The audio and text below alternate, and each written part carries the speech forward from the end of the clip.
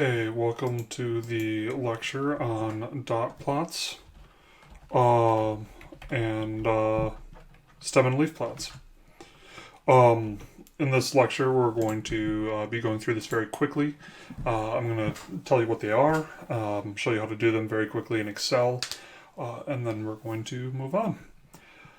So, we're going to construct a dot plot and a stem and leaf plot.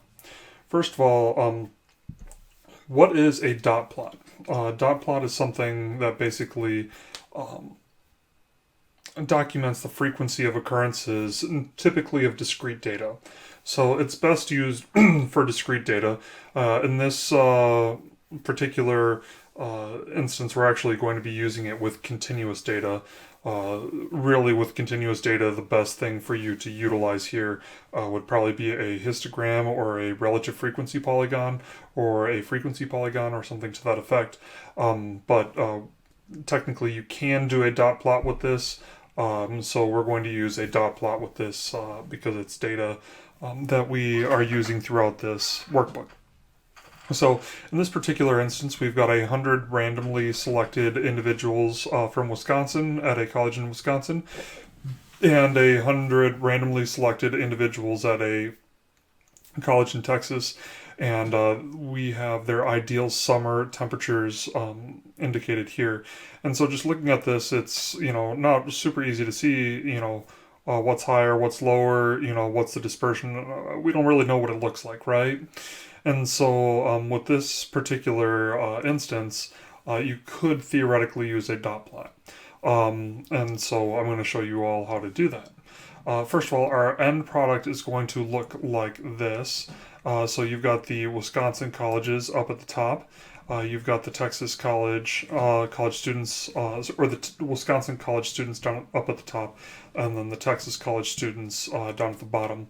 And so you can see that the Texas college students, their ideal temperature is appearing to be slightly higher. Slightly, I don't even know if you could necessarily say that. But Wisconsin's got this concentration down here. Texas has its concentration up here. But I really don't like doing this, and the reason why is this is just purely descriptive data, and there's a lot better tools to be able to do it than this. Dot plots are really good. They're a lot better for smaller data sets, but even still, I feel like there's almost always a better option than a dot plot. So let me show you how to make this dot plot. So I've got this data, and if you are in the Unit 1 workbook, you can go to the Unit 1 workbook, and on the left-hand side, you're going to see all this wonderful information. And we're going to go all the way down where it says, let's see here, dot plot. Ooh, wonderful. So I've got all this data, just the same exact data as what we have over there. And so I'm going to show you how to make these super cool charts down here. So first thing I'm going to do is I'm going to go ahead and delete them. Delete and delete. So I've got the Wisconsin students, I've got the Texas students. And so we could just highlight it all, and we could do insert, histogram, and then just come over here and just change the bin width to 1. And if we were to do that, well, that didn't work so well. The reason why is because I made this too big. Hold on. So there's a few issues with that. So putting all the data like this, trying to figure out how it all works, it doesn't really work just highlighting it all like this. So what we should do, we're going to go ahead and delete this. We're going to actually copy all this data, just put it right down here, all in one solid row going all the way down. And so you'll notice it's the exact same number. It's, a total of 100, it's a total of 100 observations. So I'm going to highlight this again, and I'm going to do insert, histogram, except I'm going to scroll up before I do that because I want the histogram to be up here. So I've got this beautiful histogram, this nice distribution, and if I want to, once again, I can click on the bottom, and I can say, hey, you know what, I want to have a little bit better view of this, and I'm going to have a bin width instead of 5.9, which is super odd. I'm going to have a bin width of 1. And so you've got a bin width of 1, and this, for all intents and purposes, is the exact same thing as a dot plot. The only difference is that you have bars and you don't have individual dots. So instead of individual dots, you just have a bar, and that goes up to 11. But if you had a dot plot, you're going to have 11 dots. And wouldn't it be great if we could just, click on this and say, hey, make it into dots, but it doesn't do that. So I'm going to have to show you how to make it into a dot plot. And I'll just go ahead and leave this right here for you, so that way I can show you. So, in order to make it into a dot plot, I'm going to delete all this because I've already done this. In order to make it into a dot plot, we have to count each and every single individual occurrence. Well, this is just yet another wonderful reason why I don't like dot plots. But we're going to learn how to make them anyway. There's some software packages that will make them for you very quickly. But if you're going to learn how to make them in Excel, this is what you're going to have to do. You're going to have to do equals, count, if, and we're going to say count if, and we're going to say look at this, and then put a semicolon, a colon, and then press comma, and click on this again. And then go back to where it says C36 or whatever your first record is, and put a $sign right there. So what this is doing is this is saying look at C36 through C36 and count all of the occurrences that are equal to C36. You're probably thinking to yourself, well, that's super simple. There's only one thing that you're looking at, and you're saying look for that record. You're right.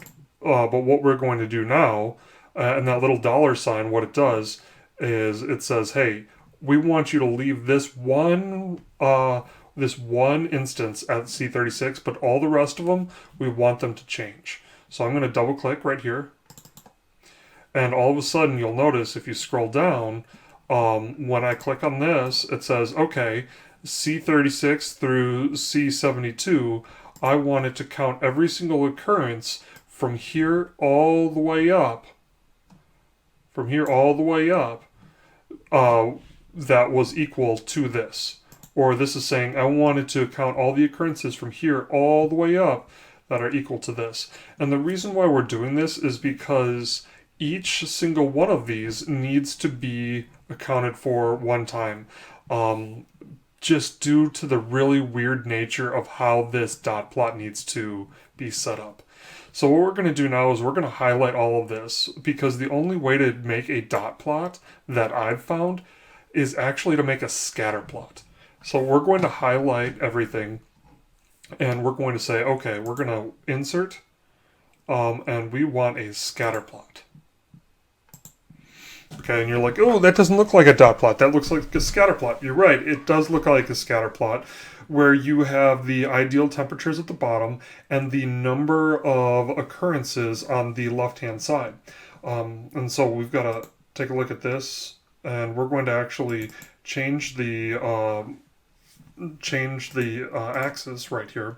And so the axis option, you can change it from 0, you can change it to whatever it is that you want it to be. So I'm going to change it to 55 all the way up to 105. So I changed it to 105.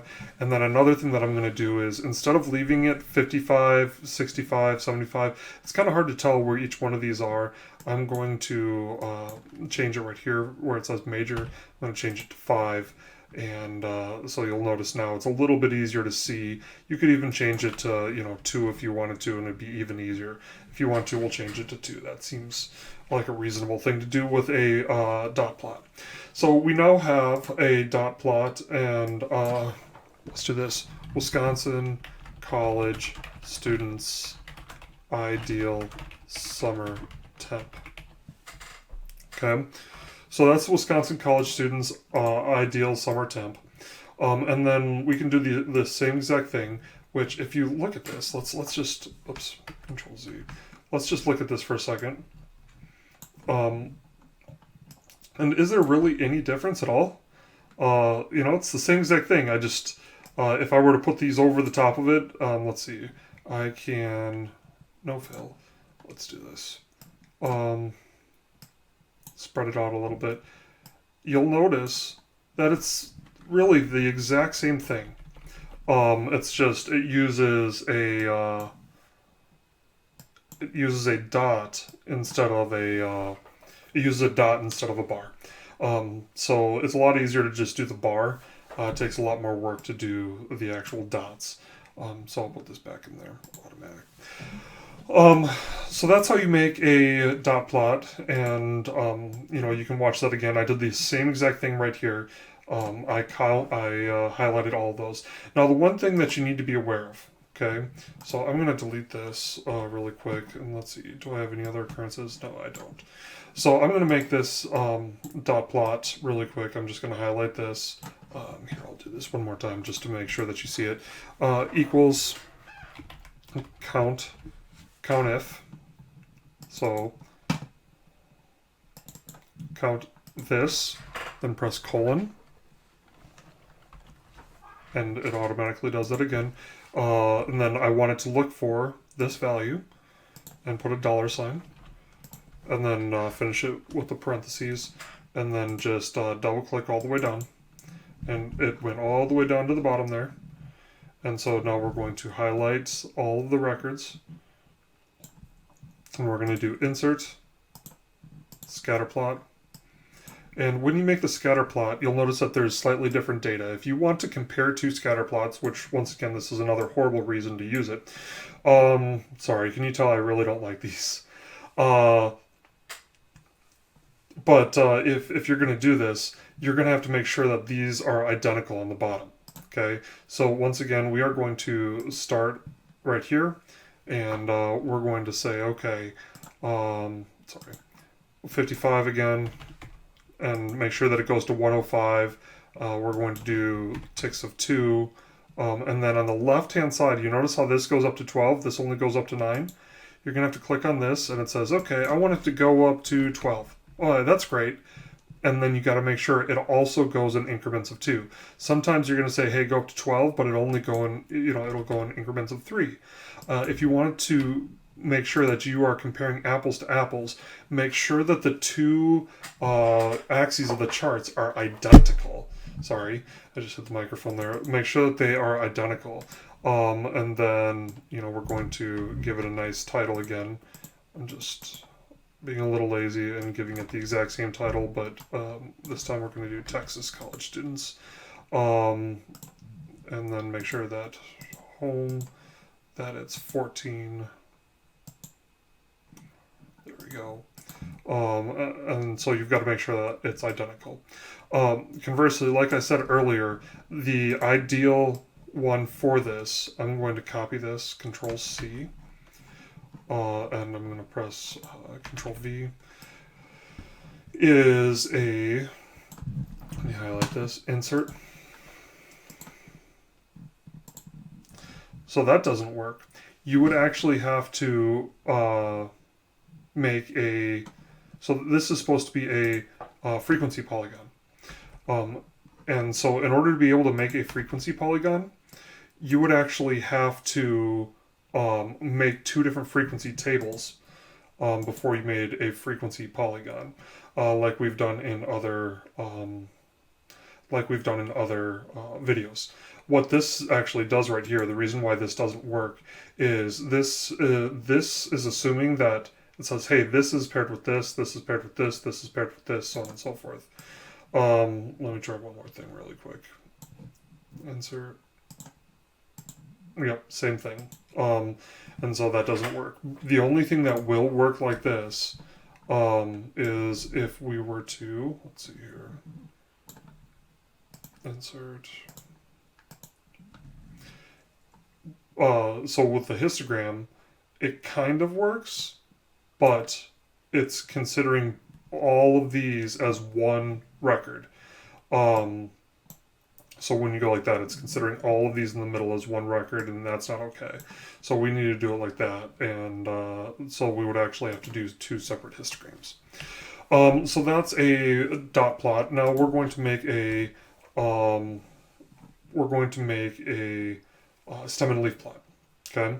So the way that we make a stem and leaf plot is we've got all these values right here, and I'm going to copy all of these values, Control C, and I'm going to come right up here, and this is the Texas colleges, or the Texas college. And so I've got all this data right here, and the first thing that I need to do is I need to sort it. Okay, sort smallest to largest. Okay, and I just want to continue with the same thing. But let me get back to the PowerPoint, right? So what is a stem and leaf plot? So a stem and leaf plot, the reason why you would want to use it, once again, with a small data set, only with a small data set, the digits themselves give a picture of the distribution. So if you were to look at a stem and leaf plot, it's essentially the same thing as like a bar graph. But instead of having, the bar graph increasing, becoming, each bar getting larger or smaller, what you have is the number of observations in each bar are actually represented by the number in that bar. Okay, so let me show you what I'm saying. So we've got this stem and leaf plot right here. Okay, and this stem and leaf plot corresponds with all this data right here. Okay, so I took all this data and I put all that data into this stem and leaf plot. And so we've got the stem right here and we've got the leaf right here. Okay, now if I wanted to, I could actually, let me see here. I don't think it's going to let me do that. There's a way to make this happen. Let's do this.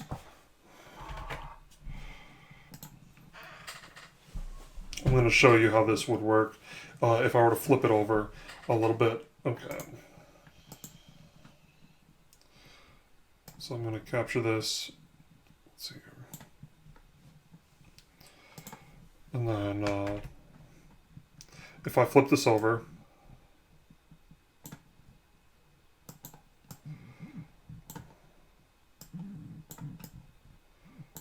sorry, this is another reason why these stem and leaf plots are a little bit difficult to use. But you essentially see this is just like a bar graph, right?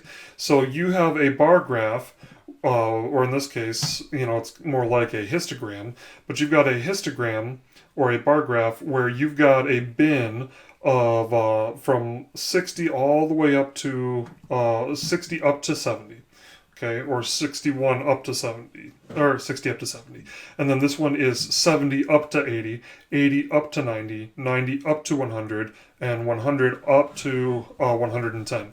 And so you've got, these bins, if you will. And so instead of saying, hey, we want a histogram that, shows how many, we want a histogram that has the number of observations in there, because when you have a histogram, it loses the values. You're not able to see all the individual values in there.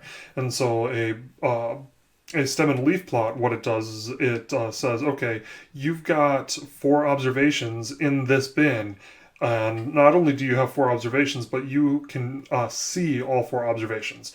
And here, I have no clue how many observations there are. There's a lot of observations. And once again, that's the reason why when you start getting into larger numbers of observations, you start to lose interpretability. And so this really only works with really small data sets. To be completely honest, I would say you wouldn't want to do this with a data set that has more than 50 items, 50 observations. That's just my thought. You're probably not going to find that written anywhere. It's just you start to lose interpretability once you get it any larger than that.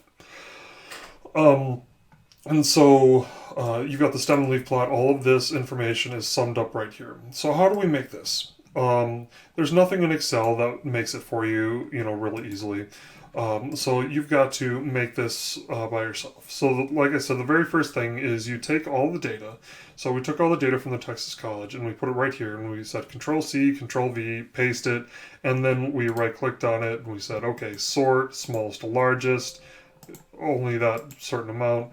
And then the next thing that we need to do is highlight that entire data set, or that entire all the values associated with that variable. And we are going to go to data, text to column, and fixed width. Okay. And I'll click next. Now what fixed width does is it says, okay, we're going to allow you to break your data up. We're going to take the first digit and put it on the left hand side, and all the rest of the digits are going to go on the right hand side. And then just press finish. Okay.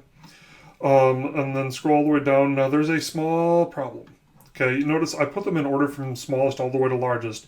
And the question that I have for you is this currently says, you know, the one that's the largest is 10. And then we have another 10, then we have an 11. That's not actually what it's supposed to say. It's supposed to say 100, 100, and 100. And then we've got 100, 100, and 101. And so this is really important. So right here you have, let's see, Control X, Control V. You've got the tens place. Oops. Tens and ones. So you got the tens place right here. You've got the ones place right here.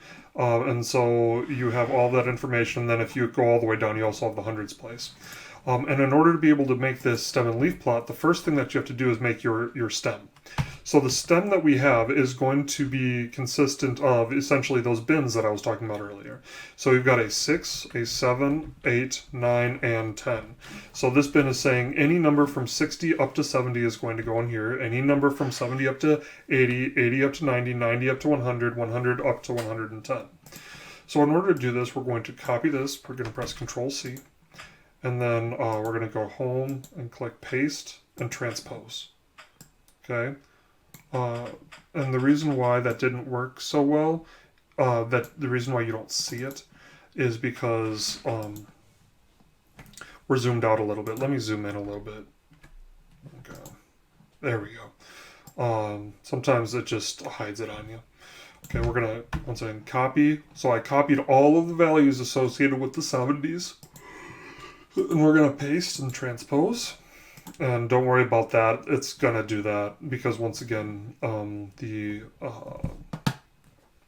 what's that called? The column widths are too small. So we're going to do 80. Once again, Control C. And then when come up to 80 and we transposed it, then we'll take everything in the 90s. Control C. And we'll transpose it again. And last but not least, 100, 100, and 101. Control C. And then Control V. And so now we have, and then let's put a nice little, on the right hand side, let's draw a border. There we go. So I've got a border. We've got Texas College Students Ideal Summer Temp. So we've got that. We're going to highlight all of this and just double click up here, and then it evenly spaces it for the appropriate width for each one of these numbers. So this is a stem and leaf plot, and it doesn't lose any of the individual values, which is the benefit, but the downside is it's really hard to interpret when you have a larger data set. Hopefully that was beneficial. This isn't something that you're going to use a lot, but at the same time you do need to know how to have these skills is actually, you know, it's beneficial. So cool. Thank you so much.